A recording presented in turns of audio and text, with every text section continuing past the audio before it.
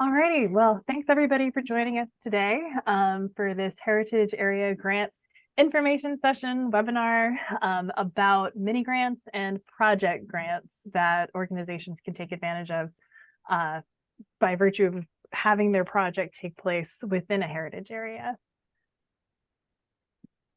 So the presentation today is going to include a brief introduction to the Maryland Heritage Areas program, and particularly the Heart of the Civil War Heritage Area. It looks like almost everybody who's joining us today is already pretty familiar with the Heart of the Civil War and probably with the larger Heritage Areas program. A few of you are previous grantees, but we'll go back over that.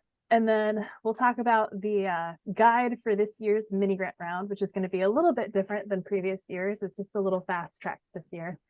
And then we're going to talk about how to prepare to apply for MHAA project grants, which are going to open up in late 2023 with a 2024 deadline.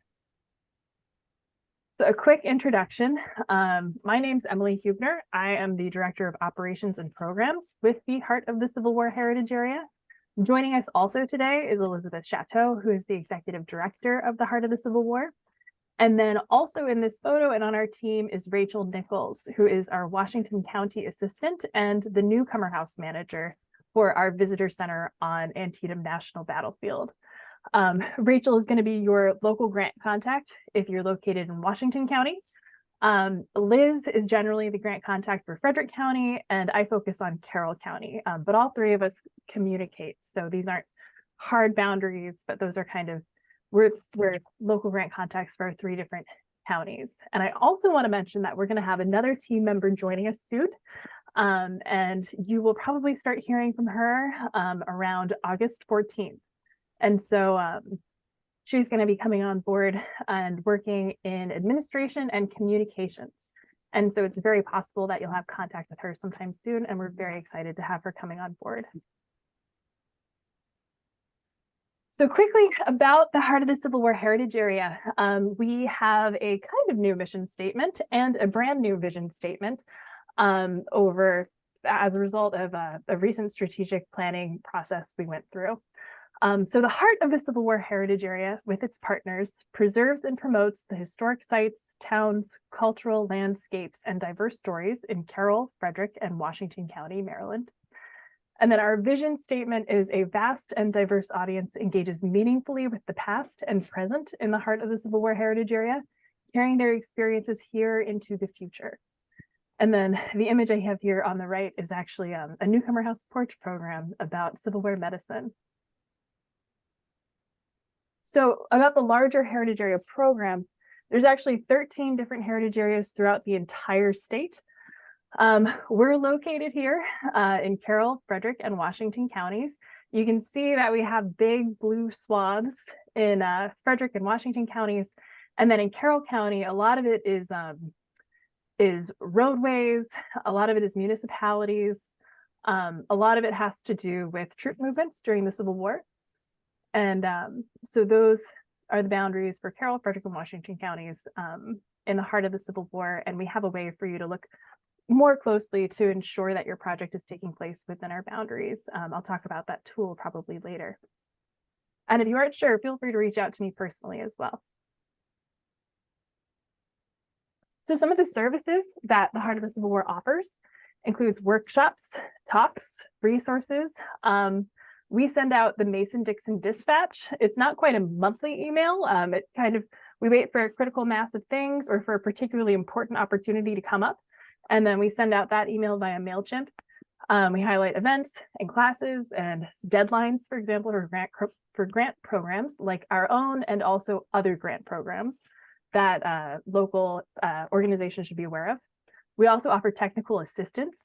And so as you're considering your projects, we can offer technical assistance in how to go about approaching those projects and sort of assessing needs and other forms of technical assistance as well. And then we also engage in marketing on social media. We have an online event calendar as well. We have a blog, and we collaborate on print and online marketing with our tourism entities in the three counties to raise awareness and help bring people to the region to engage in heritage tourism. And we do much more, but that includes offering access to grant funding. So today we're going to talk about two different grant programs primarily. We have the mini grant program, which is the opportunity that's coming up very soon. These can only go towards non-capital projects. We'll go over exactly what that means. And they fund projects from $500 to $5,000. Those are reviewed locally. We have a reviewer from each county review those, and then they're managed locally. I'm the mini grant administrator. We receive funds from the state, $25,000, that we then redisseminate through the 3 counties on mini grant projects as selected by our reviewers. And then the other type of grant program we're going to talk about is project grants, which are much larger. Capital projects have a maximum ask of $100,000, and non-capital have a maximum of $50,000. Those have a local review level, and they also have a state level of review as well. And then those awards are managed by the state. When you're working on an MHAA project grant, once it's been awarded, your main contact is going to be associated with the Maryland Heritage Areas Authority, and they have their offices in Crownsville. So one thing that both of these programs have in common is a matching requirement. All Heritage Area grants require matching funds at this time. And so, for example, if you're going to request $2,500, it has to be part of a project budget that totals at least $5,000. You can use any combination of cash and in-kind support. And so that includes things like volunteer hours. And the value of a volunteer hour in the state of Maryland is extremely valuable. It's over $30. So you can use cash or in-kind. But if you're going to use in-kind, or if you're going to use any staff or volunteer time, you need to make sure it's documentable, meaning receipts or timesheets. One of the only things you cannot use as match is state of Maryland dollars. You can't use the state of Maryland dollar to match another dollar from the state of Maryland. But there's lots of other sources of funds, like private foundations and nonprofits, local government, federal government, all of those are eligible match. And if you have any questions about whether a source of funding is eligible as match, definitely feel free to get in touch. So focusing in on mini grants real quick, those fund projects from $500 to $5,000, they're matching grants. And eligible entities are nonprofits, municipalities, and government entities operating within the boundaries of the heritage area. So a non-capital project is going to include almost anything that does not involve bricks and mortar. So that's going to mean things like walking tours, exhibits, interpretive signage, even though that's something that's placed in the ground and kind of semi-permanent, that's considered interpretive, and it's considered non-capital. Digital and printed material, including marketing, which is interesting because marketing is not eligible in project grants. You can use it as match. It's a little complicated, but in any case, you can market using mini grant funds. Even things like artifact conservation and events. But we'd want to talk about that if it's a one-off event to make sure that it's able to compete well. So mini grants have been in the news in the past several years. For example, an interpretive wayside in the town of Emmitsburg, an archaeological study at the Union Mills Homestead, and then artifact conservation and display in the town of Keedysville. So before you get started with the mini grant application, you're going to want to make sure that your organization is eligible, meaning that you're a nonprofit or a government entity. Individuals can't apply for or receive these funds. And you want to make sure that you're located within the heritage area. There's a tool called Medusa associated with the Maryland Historical Trust that you can use to find that. And that's something that I'll include in the follow-up. You also want to make sure your project is a non-capital project that can be accomplished in 2024. If it's going to go a little longer than that, make sure you've discussed that with staff. You will want to have collected information to base your budget on, meaning you've collected vendor estimates or you have figures from a recent similar project so that you can ensure that you can pull this project off. And then optional, but very highly recommended, is you have discussed your project concept with Heart of the Civil War staff, because sometimes we can catch if something is actually a capital project, making sure that you are spending your time wisely, because we want to make sure that, everybody has as strong of a chance of being funded as possible. We're really rooting for all of you. So going over the application itself, when you apply, you're going to fill out a timeline a budget, and a narrative. It's a pretty simple application. So the timeline, important things to know is that your project timeline typically is going to begin in early 2024, because at that point you can guarantee you will have received notification that you've received the grant. And it's going to end within the calendar year generally. You're going to want to make it as detailed as possible to show you have considered all necessary steps. And so when you're making the timeline, make sure you collaborate with all involved team members rather than assuming involvement. They can sometimes tell you when there's anything that might be an obstacle to completing the project within a particular timeline. You're going to want to make sure to consult with vendors on turnaround times. If your turnaround times seem extremely tight or something like that, and you don't have the ability to point to correspondence or to show that that this can happen, our reviewers might wonder if you're aware that it's a very tight turnaround time. If your project receives funding, a tip is to set calendar alerts for your key dates that could impact the project completion date. Because then that way, if your project is not running according to the timeline, you'll be able to request an extension or amendment. So I have a sample timeline here, just to give you an idea of the level of detail that is in a timeline ideally. So in this case, it's for a walking tour brochure. And in this case, as part of the activity lines item, they're including who's doing the activity. So in this case, staff is researching points of interest to include. They expect they'll be done with that by late February. And then there's a volunteer historian who's going to be drafting text. And then they've built edits into this timeline as well. And they're showing who it's going to be improved by. Collecting photos to illustrate the brochure, who they're going to reach out to, contact the local DMO and sites for imagery that they might not already have, carry out new photography as needed. And then they're going to provide their brochure copy and photos to a particular brochure designer. In this case, this particular organization knows who they want to work with is designer A, someone who has given them estimates. In the timeline, they've got proofing their drafts and approving the final design with a deadline in June, sending it to the printer, and then they have an estimate on how quickly they might be able to receive their final printed brochures. And they talk about where they're going to display them, where they're going to deliver them. It's another step in the project. And then finally, there's a media announcement and inaugural tours to help get the word out.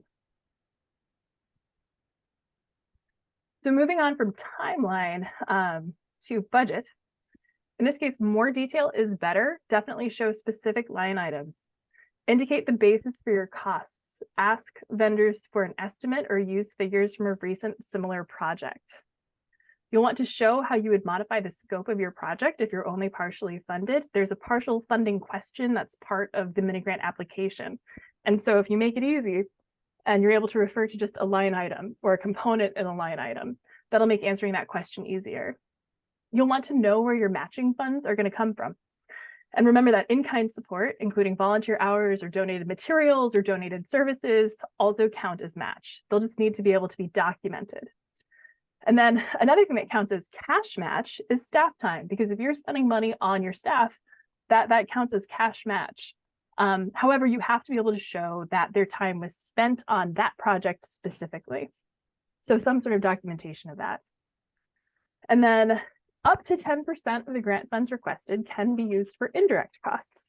This is something that is part of Maryland state grant funds rules. And so if you would like to use 10% of the grant funds you're requesting for indirect costs, talk to me about how to create a budget for that. If you're asking for $2,000 total, then that would mean $200 can go to indirect costs. And so we can talk about how to make that happen if you'd like to. But that also can eat into your project funding as well. So I have a sample budget here, and hopefully I did all of the math correctly as I was updating this budget. So in this case, the line items are showing a volunteer historian / writer donating their time. They're working 20 hours at $40 each. In this case, here, I'll bump this forward so you can see the notes. In this case, they're counting the value of this person's hour at $40 because this volunteer usually charges that amount if they're doing this professionally, for example. And so that is going to land in kind because it's a donated service. They have some staff time in here, the staff time researching and selecting sites to be included, editing the draft brochure, and collecting photos. So it's going to be 30 hours at $20 each, and it's part of their cash match because they're paying this person as a staff member. Here are their brochure design, in parentheses, based on preliminary estimates from graphic design companies. And they're going to use some mini grant funding for that. And then they're going to put some of that into match. Printing, 3,000 copies at 50 cents each. It's great to be able to show how much a single item will cost and then multiply that so we can see exactly where your number is coming from. And then they've totaled it as well. So important notes for this budget: that volunteer historian writer, our reviewers are going to want to know who that is and why they're qualified to do that. And so the applicant should include a resume as an attachment. Again, all volunteer and staff time is going to need to be documented. They should retain timesheets that show the hours spent on the project so that they can use those hours as part of their match. If they have a formal quote or even an email exchange showing estimates, like from their designer, that can also be included as an attachment to show where that number is coming from.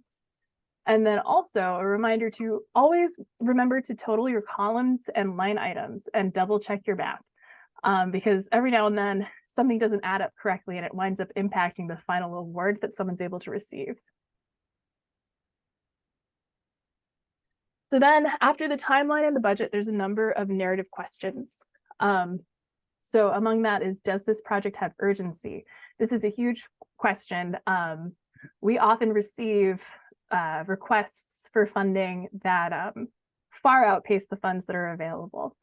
And so if you're able to answer the question of why this project needs to be funded this year rather than next year, it really can help applications stand out. How does this relate to the goals in the management plan or strategic plan for the Heart of the Civil War Heritage Area? We need to see that you've considered how your project connects to what the Heart of the Civil War Heritage Area has identified as goals. If you're having a tough time doing that, definitely talk to me about it. And I think this is also something that during the process of writing a mini grant, if you're in touch with Heritage Area staff, we can help draw these lines for you as well to have a strong answer to that question. And I'll include links to the management plan and the strategic plan in follow-up. What partnerships will you form or strengthen through this project? Will you work with your county tourism organization, your DMO, a scenic byway, a Main Street community, a local museum consortium or association? And I would say certainly if you mention partnerships and you mention people that you're going to be working with, definitely make sure to include letters of support from those people to show that they're aware that you are intending to partner with them and to show that they're willing to partner in that way with you. Because every now and then somebody will say that they intend to create a certain partnership, but it turns out they haven't reached out to that person before submitting their mini grant. So finally, how and where will you secure matching funds beyond the Heart of the Civil War Heritage Area mini grant to complete this project? For cash match, it's certainly acceptable to say that you're going to use budgeted funds from your organization's annual budget to complete a project. But also, if you're able to leverage mini grant funds to receive funding from other areas, that's always great to see. And then how will you complete this project if you only receive partial funding? If you're able to point to a particular line item or something like that, that would be cut, that can be helpful. Or you can say that you'd be willing to step in and fill up the gap. It just helps us understand sort of more the larger context for this project. And also I'll add that it seems to me that applications that have the ability to complete their project, even if they only receive partial funding, that's more likely to result in an application that wasn't going to be funded at all because they just fell out of beyond the line of funding. Sometimes we're able to push something up rather than cutting from a fully funded application, for example. And then if your project will create a tangible physical or digital project, how will it be maintained after the grant period has ended? So if you're going to put together an interpretive wayside, what's the plan for 5 years down the road if there's sun damage, which there certainly will be? Or what's the plan for if something is, if your interpretive signage is hit by a car, how will it be put back in the ground? Or if it's a digital project, what's the plan for a website, for example? How are you going to continue to pay for the domain? How are you going to continue to pay for general upkeep? And how long do you intend to have it? So long-term plans for these projects are important to consider. So tips for the management plan and strategic plan. If you refer to and take quotes from those, our reviewers will be so impressed. And so I really recommend that you read through them and take a look at the management plan. Definitely take a look at the strategic plan and find possible connections. You can keyword search within either of those documents. Be as specific as possible in your timeline and budget. As you can see also, these narrative questions, they don't necessarily speak to the step-by-step process of how to complete the project. And so you need to really express that in the timeline and the budget instead. So you will not be expected to execute the project precisely as outlined if something was scheduled for February 28th, but it's happening on March 1st, or if it's happening in June, that's okay. But we need to know that you have gathered realistic dates and figures. You'll be able to apply for an amendment or an extension if you need to. Definitely show how your project ties into existing heritage tourism efforts and tap into partnerships and collaboration. If there are partnerships that seem like natural partnerships that haven't been considered, our reviewers will wonder why that hasn't been considered or why a certain organization hasn't been contacted if there's a really natural partner for a particular project. And that's also something that I can discuss with applicants as you're working on your application, because if you have a reason not to, during that review, sometimes heritage area staff can bring up knowledge we have from conversations with you. Because we don't get a vote and we don't score these as staff members, but sometimes our background information can be really useful for reviewers to understand the larger context of a project. And then of course, have a plan to maintain and sustain your long-term projects. So you can see a list of previous grantees online on our mini grant page, so you can see kind of what's been funded in previous years. So the application process, once you have an eligible project in mind, definitely review that management plan and strategic plan. You'll want to download the application narrative and complete that, which you can access that from our mini grant page on our website. I'll be sending a link to that in follow-up. Compile your supporting materials, start getting those ducks in a row, including letters of support, resumes for staff members involved, for volunteers involved. If it's going to involve sketches, if there's an exhibit involved, get those together. Contact heritage area staff with any questions, and also contact heritage area staff just in general, so we're aware of your project. And then the entire application deadline is September 6th at 5 p.m. And this is a little bit earlier than previous years. And so definitely keep that in mind if you've been a prior applicant. This year it's September 6th. You will receive the results by early 2024, more likely late 2023, but we'll do our best to get results out as soon as we can. And you can immediately begin incurring expenses for your project once you find out the results of the grant round. A little bit about the payment of the grant is you can begin incurring expenses once you've been notified. If you receive an award over $2,500, we're aware that if you spent $2,500 and you've matched $2,500, $5,000 can be a lot for a small nonprofit or volunteer organization to lay out. And if there's more to the project, you can submit a midterm report for a partial reimbursement before project completion just to get you through. And then once the project is complete, submit the final report to receive the mini grant payment as a reimbursement. These funds are on a reimbursement basis. The project period, as I've mentioned before, is usually 1 year, 2024. So now we have a quick moment for a break, but I think we'll get into project grants in just a moment with Liz.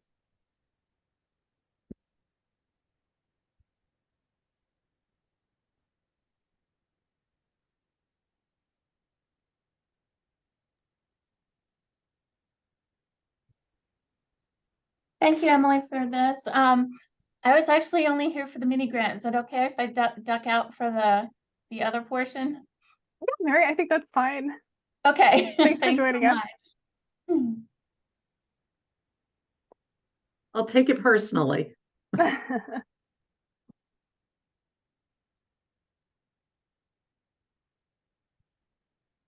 All right. Looks Great. like we've got the project grant slide up. Yep. I wanted. Hi, I'm Liz. I'm the executive director of the Heart of the Civil War Heritage Area. Really delighted to have you all here with us today, and hope we're going to see some really interesting projects come our way. I want to touch base on 3 points that I heard Emily make about mini grants. They really apply to any of them. In terms of a location, it's the project that must happen within our boundaries. If you happen to be from an organization that is headquartered outside of our boundaries, that's not the concern as much as the actual location of the project that you're going to work on. So when you're looking into boundaries, and any of us can help you ascertain that question. The other thing I wanted to mention is the value of your in-kind volunteer support.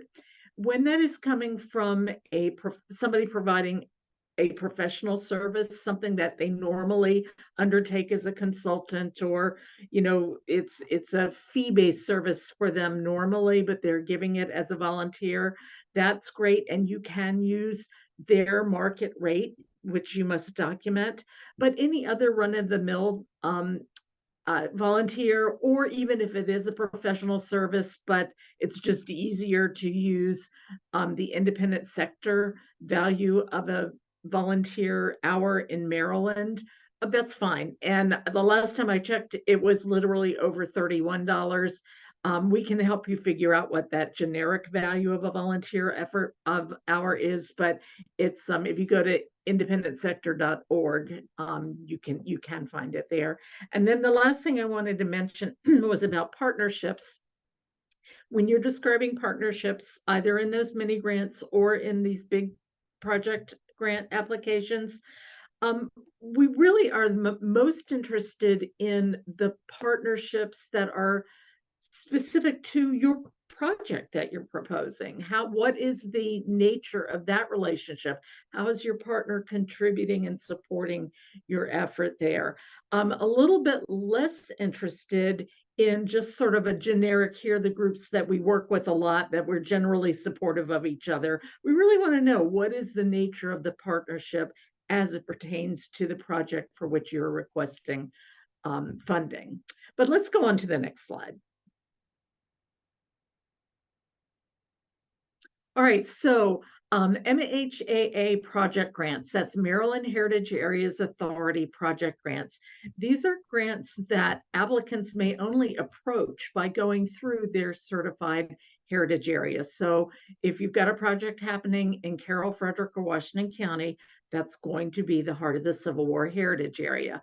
You can see the first bullet there. You've got the link to our page specifically about project grants, and Emily will be providing that in follow-up. There are a couple of different kinds of grants possible. Non-capital grants, which are for things like planning, design, interpretation, events. Some brochures qualify, even some technology. Those projects may be funded at up to $50,000. Capital grants are also possible. This is going to be more of your bricks and mortar type projects. We have been able to fund land acquisition in the past, helping to preserve Civil War battlefield, for example. A lot of times these grants are going to be reviewed for determination of whether the Maryland Historical Trust is going to require an easement. That you can get a preliminary assessment of that before you finish your whole application. Those easements are no longer perpetual. Usually, I think the minimum is a 15-year easement, and it depends in part on the amount of grant award you received. And we can get into that with you if you've got a project grant that you want to propose as we get a little closer to that deadline. These, just like the mini grants, the MHAA project grants do require a dollar for dollar match, exactly the same scenario that Emily just described. And grant awards can't go towards the cost of staff salaries or towards the cost of marketing, but those things can appear on the match side of your budget. And just as Emily described, there is that possibility of 10% that you can build into the grant for overhead fees. And when you're getting into the nitty-gritty of your budget, and if you want to take advantage of that, again, we can work with you more specifically to clarify how to make that happen. Let's go to the next slide. So here's the general grant cycle. And what we're doing today is really a very preliminary heads up. And yet I say preliminary, but honestly, the applications that come to us for these large grants are going to be more successful if you begin your planning now. In mid-January and possibly even late December, there will be some training specific to these grants. The Maryland Heritage Areas Authority will host trainings. There's usually a webinar. Often we here at the Heart of the Civil War will combine watching a webinar with a little mini clinic that we can do with you. We make ourselves available in different ways to bounce around ideas and make sure you understand the process. By late January, there will be a deadline to file an intent to apply form.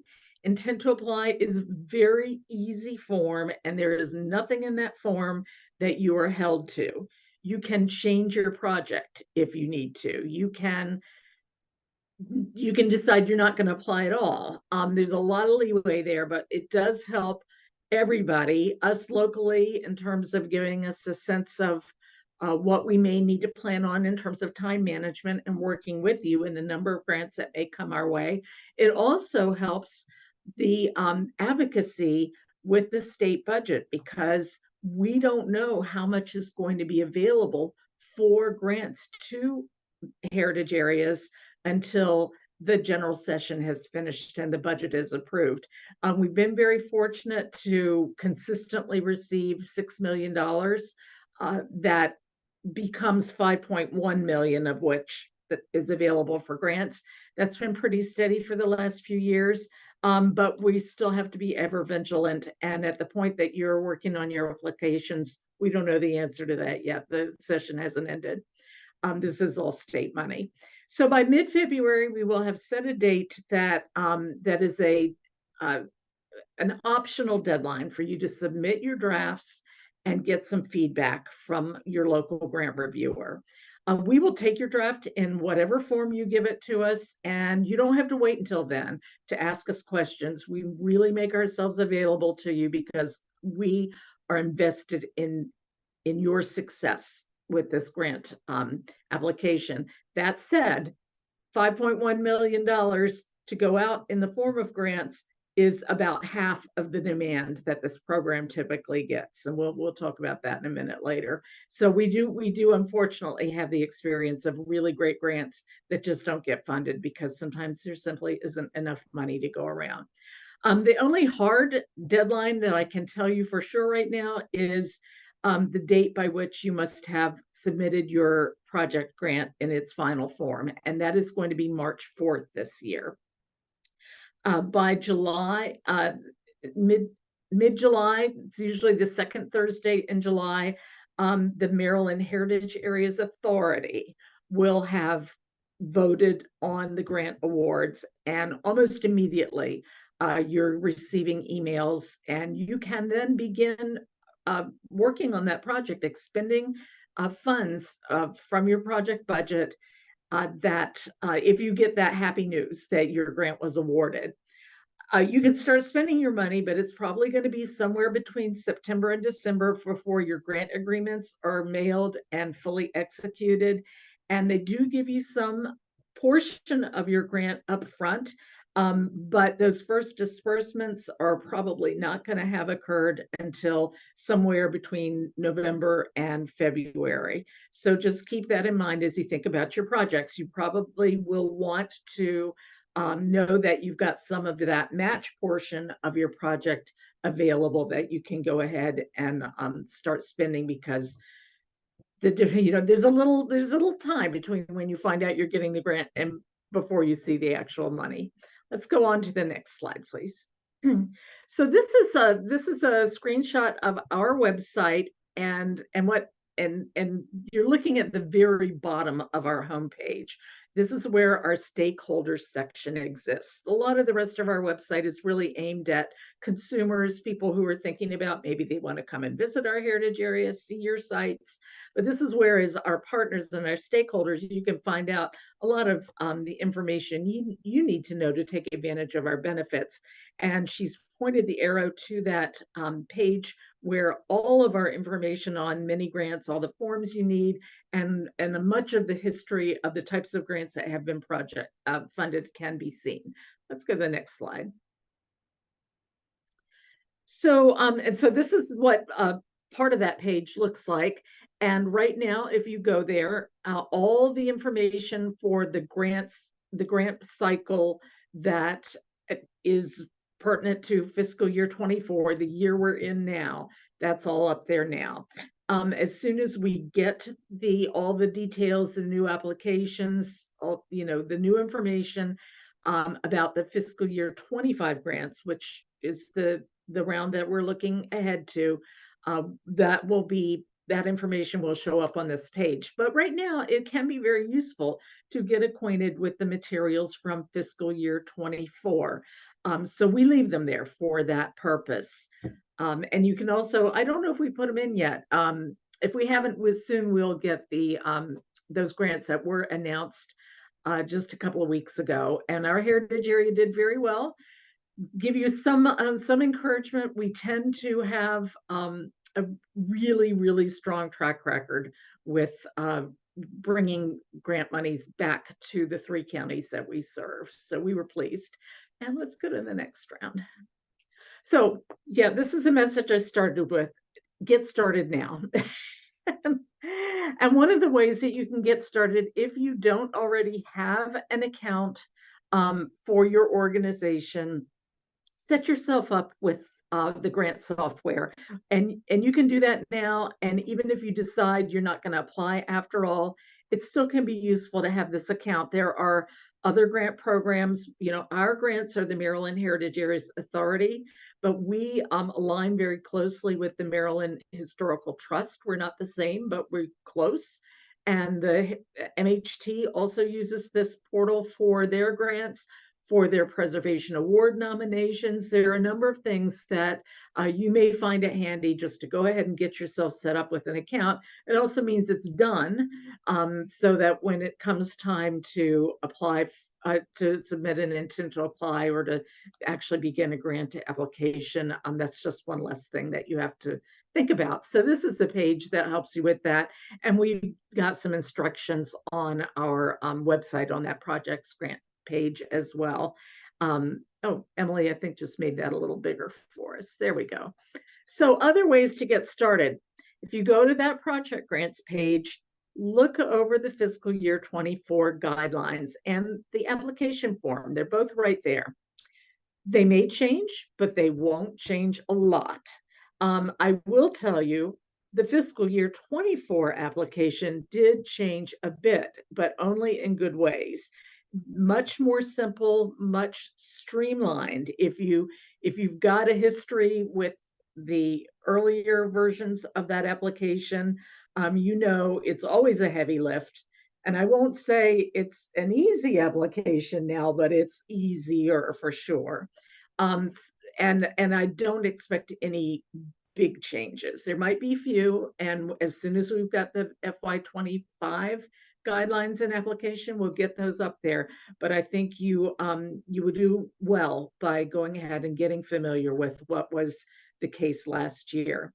Think about your project. If you want to bounce some project ideas off of your heritage area team, Emily or I or Rachel in Washington County and our new staff person yet to be announced, we'd be happy to do that with you.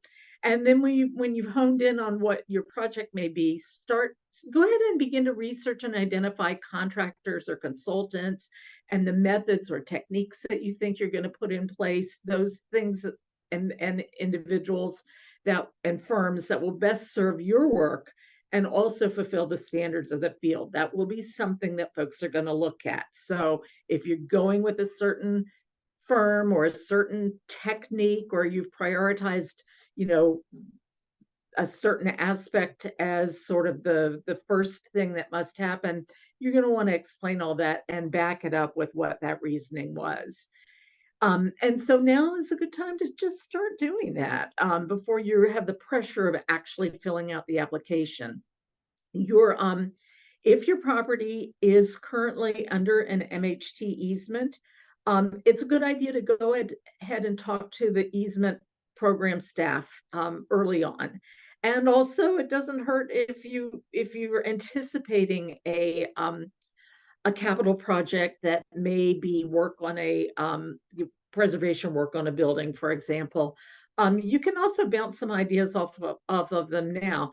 What will happen is, if you've got an easement, or if you're required, if they decide they want an easement on a project that they fund, they don't always, you will have to comply with whatever MHT requires of you. So talking to them about what you think you'd like to do and how you'd like to go about it, they're very willing to do that. I will say they were understaffed for a while, so there was a time when it was challenging to just find the time to work with them. They're back up to fully staffed, and you'll find it a lot easier to have those conversations. And then in the guidelines that I'm asking you to look at, you can find the grant score sheet from last year. It's possible it might change a little bit. I don't think it will change a lot. You should really think about that grant score sheet as you are putting your project together. Not just when you're writing the grant, but as you're planning your project, because you want to bear in mind, eventually you're going to want to earn the maximum points in areas of project description, budget, and project impact. And there are subsections under that, but it's all laid out in that grant score sheet. And so think now about how you're going to put this together in a way that maximizes the potential number of points that you earn. And also, I want to particularly call out one of those subsections. Think about how your project addresses diverse or inclusive narratives. And that, hopefully you can be creative, talk to us about how you might approach that. And I'm most interested in how your particular project will do that. But in some cases, you might have a capital project, for example, that this seems like a disconnect. I just need to repoint the brick on our historic building. It's not really going to involve narratives. That's when you might need to step back and say, how does doing this work allow us to do the programming, the heritage tourism product that will address diverse or inclusive narratives? There are some defined points in the score sheet for this, but I also have the opportunity to listen to the state level grant reviewers. Don't get to talk, but I can observe. And I know this is often a big area of conversation when they're looking at the grants. So just think about that and allow us to help you come up with solutions to that, even when it seems like we might need to get a little creative, or really just think about the things that are potential ways to address this once your project is complete. Let's go to the next slide. So again, just reiterating, read those heritage area documents.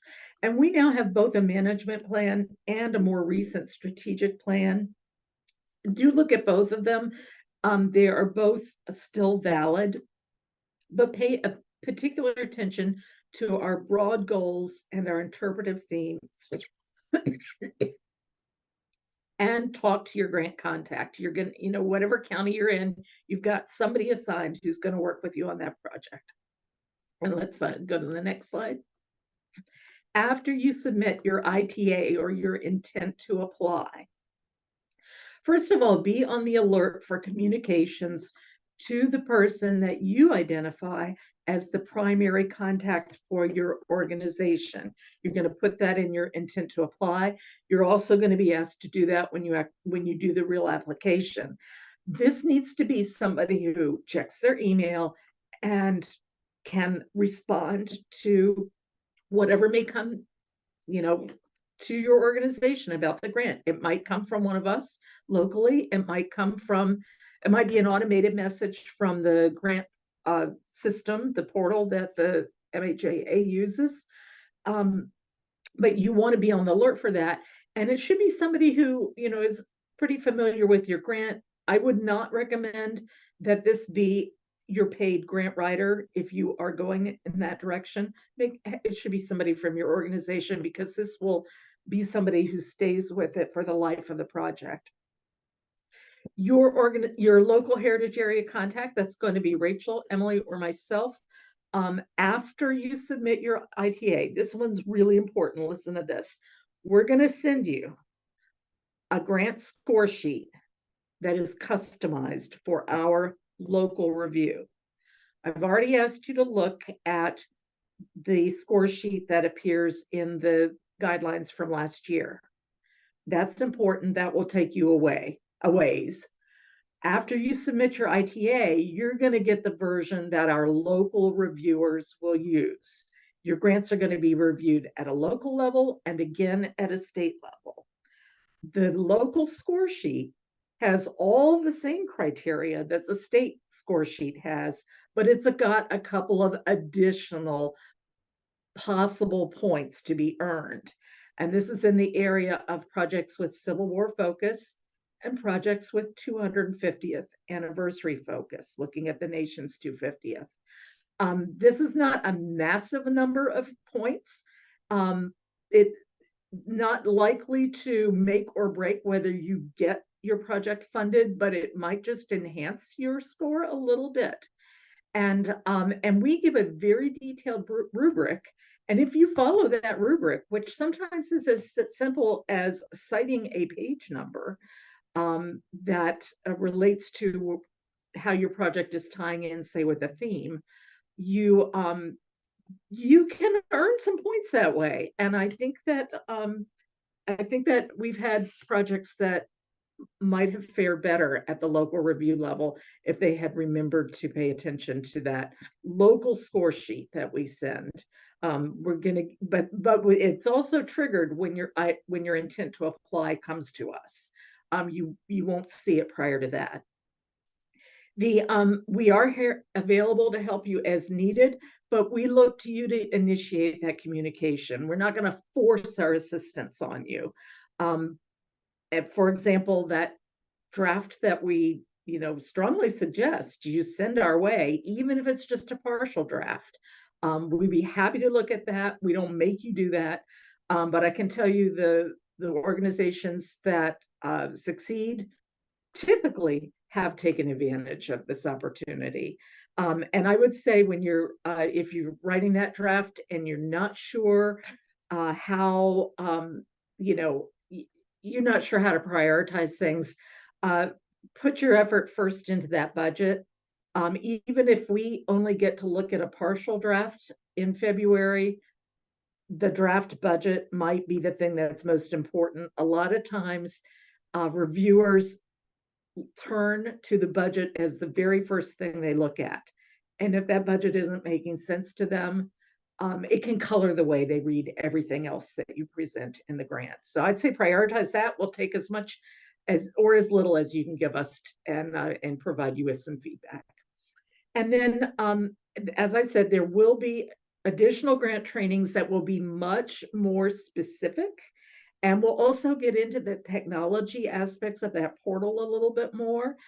Probably at least one offered in very late December, and then a couple more in January. So we will begin to send the information out about these workshops in as soon as we can. As soon as we have that information, it'll come by way of the Mason-Dixon Dispatch.